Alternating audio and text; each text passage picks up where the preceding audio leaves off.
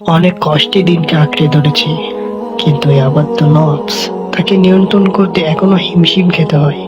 মাঝে মাঝে এখনো দুনিয়ামুখী হয়ে যায়, চোখের হেফাজত করতে পারি না।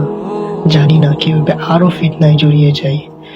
হে আমার রব, আমাকে সাহায্য করুন। আমি এই ফিতনার স্রোতে হারিয়ে যেতে চাই না। আমি আপনার ঘৃণার শিকার হতে চাই না। গুনাহ করার পর বুঝতে পারি এটা আমার করা ঠিক হয়নি, তখন নিজেকে অনেক স্বার্থপর অকৃতজ্ঞ মনে হয়।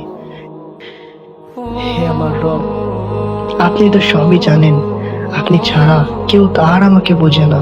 নেই কোনো হেফাজতকারী যে আমাকে আপনার দ্বীনের পথে চলতে সাহায্য করবে। কিন্তু মালিক, আমি জানি কেবল আপনিই আমার জন্য যথেষ্ট। আপনি আমার সহায় হলে কেউ আমাকে আর পথ ভ্রষ্ট করতে পারবে না।